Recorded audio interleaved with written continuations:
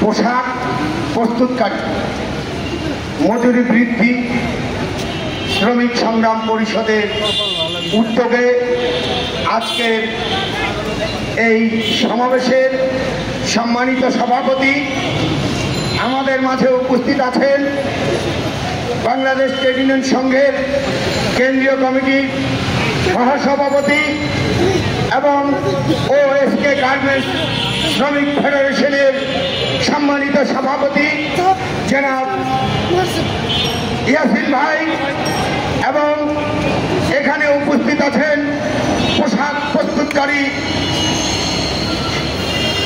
সংগ্রাম পরিষদের কেন্দ্রীয় নেতৃবৃন্দ এবং বিভিন্ন শাখা প্রশাখার সংগ্রামী কর্মীবৃন্দ।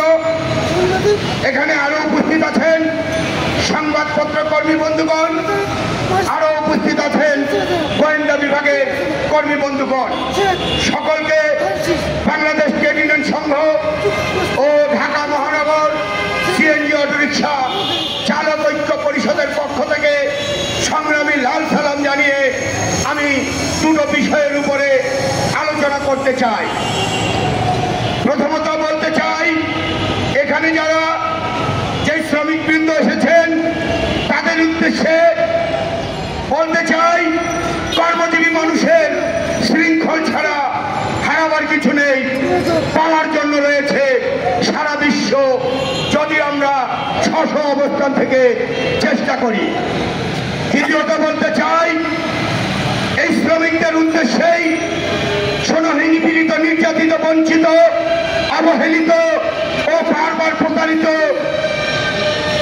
ঢাকা পোশাক প্রস্তুতকারী শ্রমিক বন্ধুগণ, আগামীতে ভালোভাবে বাঁচতে চাইলে গড়ে তোলো নিজ নিজ এলাকায় শক্তিশালী সংগঠন, হোক না সংখ্যায় জনে জনে 5 জন।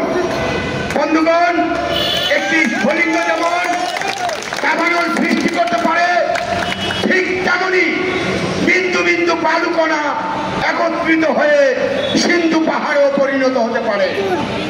ছোট ছোট বালুকণা বিন্দু বিন্দু জল করে তোলে মহাদেশ সাগর অতল।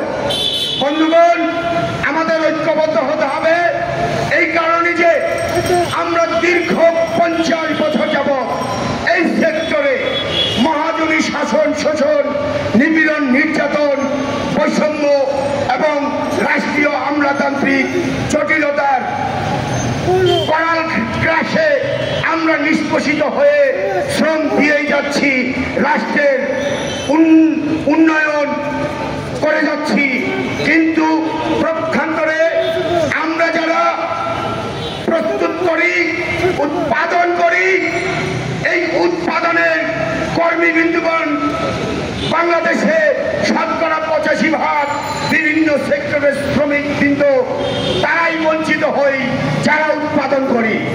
আর যারা উৎপাদন করে না, মহাজন এবং বড় আমলা মুৎসুদ্দি পুঁজিতন্ত্র ব্যবসায়ীরা এবং সাম্রাজ্যবাদের দালালেরা এই আমাদের কলোনি রাষ্ট্রের 85% মানুষকে দারিদ্রতার সীমায় ফেলে রেখেছে পরিকল্পিতভাবে।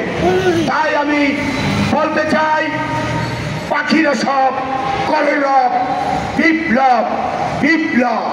হাই আমাদের সোনার বাংলাদেশ, প্রতিদিন সকল শ্রমজীবী মানুষের যন্ত্রণার নাইকো কোনো শেষ। রাতে মশা, দিনে মাখি, বিত্তহীন চিত্ত নিয়ে আমরা দলিত অনার্যরা কোনো মতে বেঁচে আছি। 1971-এর তথাকথিত যুদ্ধের পর অনেক উত্থান পতন দেখিয়াছি।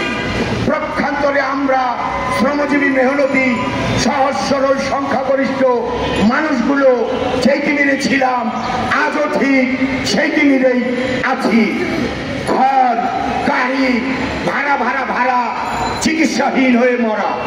এরই মধ্যে কিছু অশিক্ষিত, কুশিক্ষিত টাউট বাটপারেরা আমাদের দীর্ঘ জন্মের দারিদ্রতার শিকলে আমঠা লাগিয়ে সিলগালা করে সুকৌশলে তথাকথিত স্বাধীন দেশে করে রেখেছে পরাধীন। সপ্তাহে 6 দিন 46% কিস্তি কিস্তি কিস্তি দিন। আমাদের ঘরের আসবাবপত্র বিদেশি কাবলিওয়ালা এনজিও বেনিয়াদের কম্পিউটারে লিপিবদ্ধ। আমরা যদি কোনো কারণে কিস্তি দিতে না পারি হয়ে যাই ফেরারি আসামি।